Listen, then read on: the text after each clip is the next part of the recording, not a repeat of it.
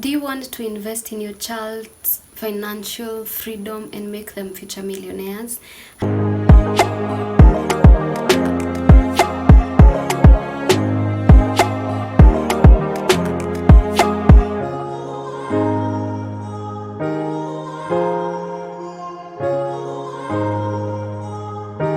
Hi guys, welcome back to my YouTube channel. This is Boss Up with Dr. Wamboi Gishigi. If it's your first time, please don't forget to subscribe, like, share and comment. So today's video is on how to start investing for your child and make them future millionaires. One of the best way to start investing for your child is to make an investment portfolio for them. The second way is to teach them how to handle money so that they do not squander everything that you have taken years to invest and just destroy everything that you have taken time to invest for them. If you start now, the possibility is that your 5-year-old child will be a millionaire by the time they're turning 18, and automatically you have given them a very big head start in their future. And you'll ask yourself, how do you do this? The first way you do this is by following the 72% rule. What do I mean by the 72% rule? The 72% rule measures how long it will take for your investment to double up. This is one of the most effective way to invest for your child. It requires you to take 72, divide by the compounded interest rate return from your investment. The results will give you the time it will take for the investment to double up. For example, if an investment scheme promises that it gives an 8% compounded return interest rate, it means that it will take 9 years for you invested money to double up. This means that if you decide to invest your money in a money market fund that promises a compounded interest rate of 9%, it means that if you invest 500 Kenya thousand shillings, it will take about 9 years for you to get 1 million Kenya shillings for your child, and about 16 years for it to be 2 million Kenya shillings. So if you start investing now and your child is about 9, by the time they're 16 years old, you'll have your 500 to be 1 million by then. Are they not a millionaire? Number 2, let's talk about treasury bonds and shares as a way of investing on making your child a millionaire in the future. This is a very long-term investment to consider when you're trying to invest for your child's future. For example, if you invest 250,000 Kenya shillings for your 1-year-old child in bonds that are going for a rate of 13% per annum, it means by the time they're hitting 16 years, you will have saved about 737,000 Kenya shillings for them. And if you reinvest that money, by the time they're hitting 18 and 20 years, they're already millionaires. You can also diversify your child's investment portfolio by choosing a long-term method of, instead of buying bonds, you can reinvest the money in shares. It will include you reinvestment of the dividends that you get and also top-ups of the investment. Like for example, it doesn't mean that you invested 200 Kenya shilling, you're just going to let it grow by its own. The dividends that you get, you reinvest into the portfolio, and also if you get extra money from your income, you can always top up on your child's future investment. Equity and I&M are two of the most stocks with the most potential long-term growth. So you can decide to do equity or I&M and other ones that I will mention at the end. Number 3, let's talk about unit trust or mutual funds. These are also called collective investment vehicles. This is where a lot of investors will come together and invest together and pool money from different people or different investors in that group, and then reinvest for them, or maybe just manage the money for them. There are a lot of mutual funds to choose from. You will need to choose the banquet that comes with combination of debt and equity investment.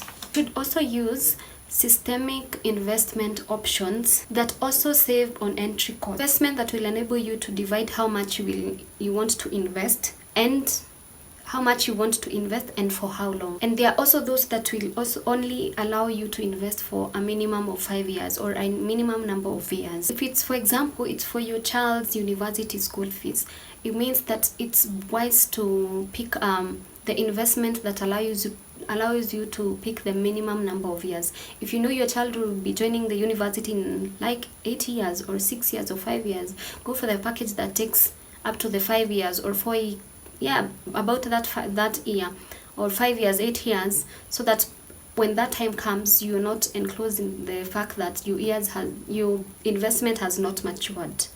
One thing you need to note is dedicated children trust always comes with more benefit and are less expensive as compared to the general investment funds. Examples of unit trust available in Kenya include Old Mutual. I know everyone has seen Old Mutual, especially when you walk in town. It's like a landmark where people come to Old Mutual building. And so that is one of them that you can use, is an example of unit trust. Another one is African Alliance Kenya, the British American, Stanbic, ICEA. All these are unit trusts that you can invest for your child's future. Number 4, let's talk about education and life insurance. I know at one point in your life you have heard about insurances, whether it's a car insurance, whether it's a life insurance, whether it's health insurance. Insurances are ways you can save up for a long time for your child and make them future millionaires. It's an education plan that will secure your child's future. And some of these insurances are able to educate your child locally, and some of them will be able to even take your child to international school where they can do GCE, depending on the package and the amount that you have invested for them. Another key thing to note when you're doing insurances is what happens if you fail to pay your premiums, because I know you're supposed to be paying some amount every single month, and get to find, what if I fail to pay for a certain period of time? What happens? Does my money just go away, or is there a way to recover it? And those minimal things, it's very easy to important. And one thing I would like to note is insurances are very easy and quite flexible, because I have done it myself. I feel like I know at around 12 years I will have a child, they will have a need for school fees, or in 12 years I know maybe investing or building something. And I personally started investing with Britam, and this is not a paid advert for them, but they have been very flexible for me, and I have been investing with them for some time.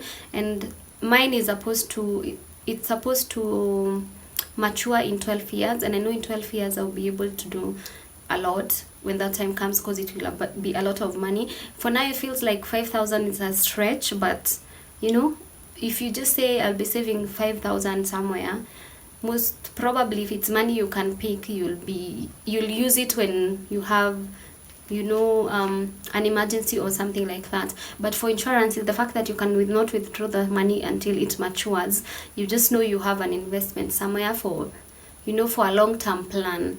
So I would really advise you to pick insurances, whether you're saving for your child or you're just saving for yourself, in 12 years or in 5 years or 3 years. I don't know. There are a lot of packages that you can pick from them.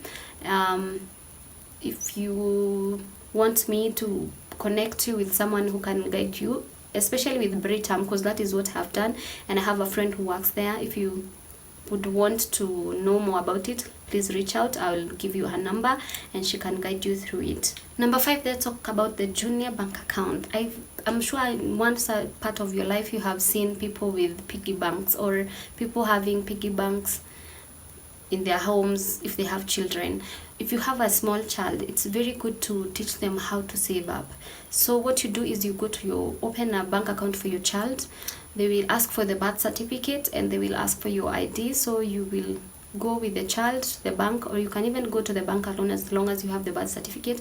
You'll open an account for them. You can also do this in circles, and then they will give you a piggy bank, or like a small, a tiny somewhere you can be placing coins and something and saving for your child. Once it's full, please, when you're going to the bank to empty the piggy bank, because it's always locked, make sure you go with your child so that they know the responsibility of investing for themselves. Why am I insisting on you taking your child to the bank? It is very good to introduce them to how the financial systems work and operate, so that when the time comes, it is not stressful for them. It's something common, and it's something that they feel like they should be doing often.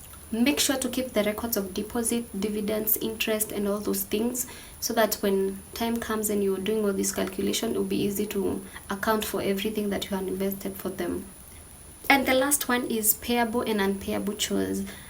I know when you are growing up, I hope, I don't know if it's everyone or it's every family, us when we are growing up, our mom used to give us work, and not every work, but some type of work. When you do it, they pay you.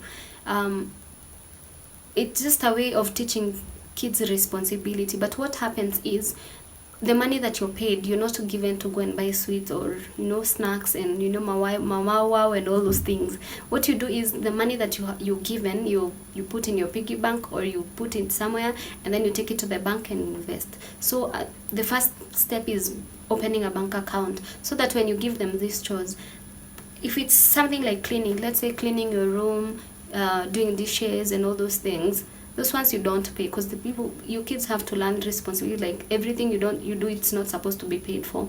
But also, cleanliness is next to godliness. Let them do it so that they learn responsibility. But let's say, for example, it's watering flower beds, or other chores that they really don't have to do them, but if they do them, they get incentives. It's a way of encouraging your child to work for something, and also at the end of the day learn how to save it and invest it in the future. So when you're paying them this money, it doesn't really necessarily mean they can't buy something. You can just tell them to pick a part of the money, go buy something, and then the rest they invest. This will teach them that every money that comes to you, or every shilling that comes to you, it's not supposed to be used wholly, but a part of it is supposed to be saved and invested in the future. I hope you guys enjoyed this video. If you loved it, and if it's your first time in the video, as I said, please don't forget to subscribe, like, share, and comment. And I'm so grateful for you guys. And until next time, goodbye and take care.